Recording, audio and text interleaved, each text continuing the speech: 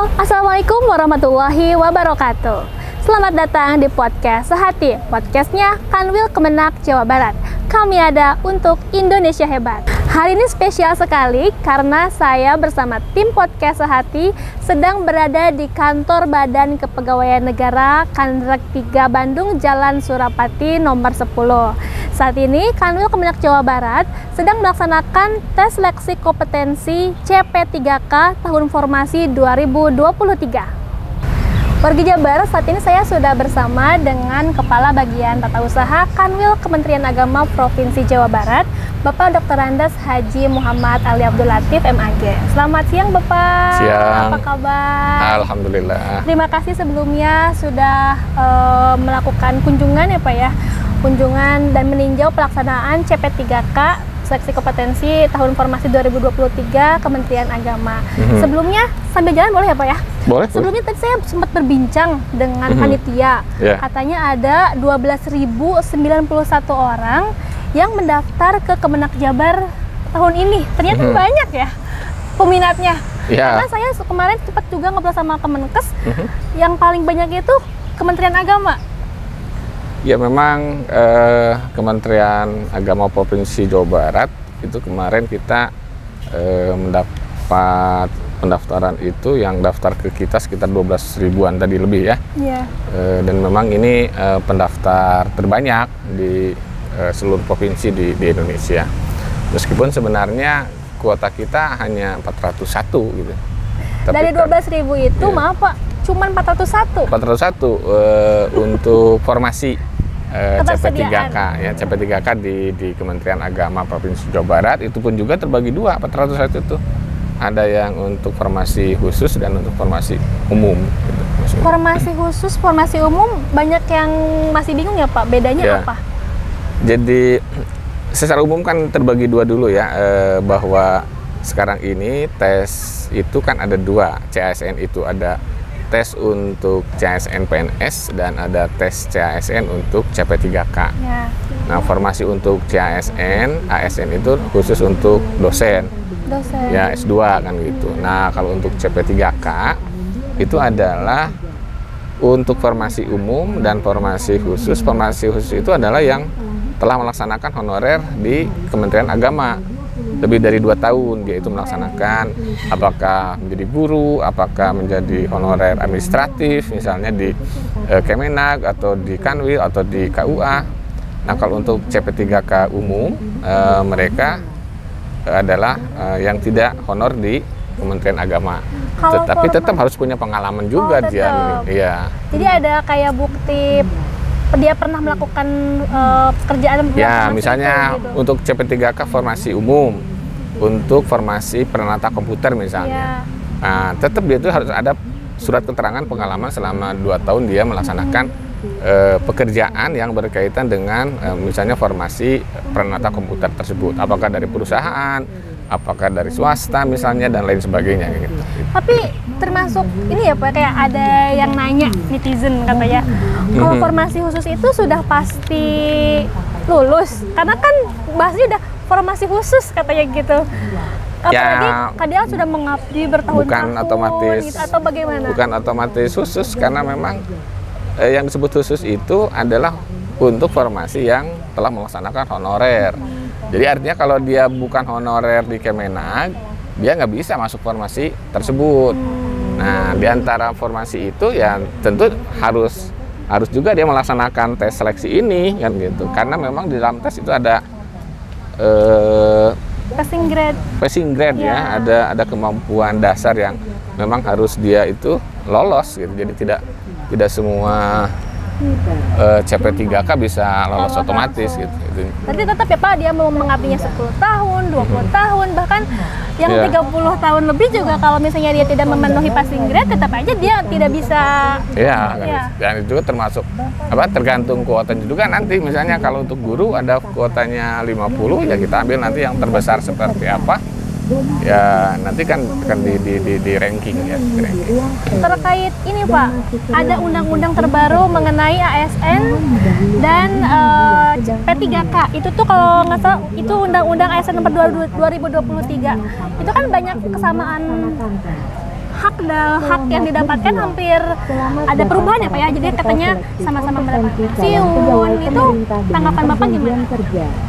Ya alhamdulillah dengan adanya undang-undang terbaru CASN ini yang kemarin sudah disahkan oleh DPR, jadi antara P3K dengan ASN ya sebenarnya sekarang hampir sama lah kan gitu ya. Hanya perbedaannya tetap ada dalam klausul kontrak. Kalau P3K dalam klausul kontrak kemudian 5 tahun misalnya, kontrak lagi 5 tahun, pada akhirnya selesai dapat pensiun sama, nggak ada masalah sekarang. Cuma batasannya di kontrak saja. Dari sisi karir juga sama aja ya. Ya. Cuman kalau misalnya itu kan kalau kontrak mungkin nggak Pak, misalnya dia tidak qualify ternyata atau nggak menurun kinerjanya, itu bisa tidak diperpanjang, bisa ada bisa seperti itu. Bisa. Nanti kan ada mungkin batasan dan klausul-klausul tertentu sehingga dia sampai kepada 5 tahun, ada evaluasi dari pejabat pembina kepegawaian. Nah, apakah nanti ada perpanjangan atau tidak bagi yang bersangkutan. Nah, itu perbedaan CP3K di sana. Balik lagi ke jumlah formasi 12.091 di Jawa Barat ya Pak yang mendaftar. Itu titik lokasinya di mana saja? Karena Jawa Barat itu banyak ya, sekitar 12.000 lebih, dan dalam satu sesi itu kan maksimal dapat ikut dalam sebuah ruangan itu sekitar 400 ya, 1-400. Sehingga kita ada 4 lokasi. Ada lokasi di Cirebon, lokasi di Tasikmalaya, dan lokasi di Karawang. Nah, itu kemarin kita sudah selesaikan dan kita juga sebar petugasnya di 3 tempat tersebut.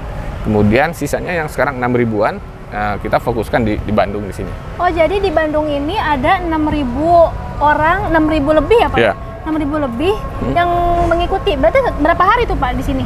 Kita di sini mulai dari tanggal 20 sampai tanggal 30.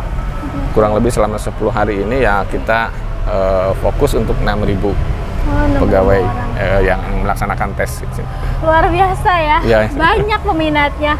Tapi untuk formasi yang paling favorit itu di Kemenak tuh apa ya Pak? Kemarin pendaftar yang paling banyak itu di guru ya. Ada di guru akidah, itu lebih 2000-an, guru fikih juga sama gitu. Karena memang mungkin karena kebanyakan formasi di Kemenak itu dan lulusannya juga dari pendidikan keagamaan ya, dari tarbiyah keagamaan, sehingga di bidang PAI ini ataupun lebih fokusnya lagi akidah maupun fikih itu yang paling banyak. Kalau teknisnya Pak, ini tuh kan kemudian administrasi ya, mereka lolos. Terus ini seleksi kompetensi. Itu kalau udah lulus selesai atau bagaimana? Jadi tes di Kementerian Agama itu kita ada dua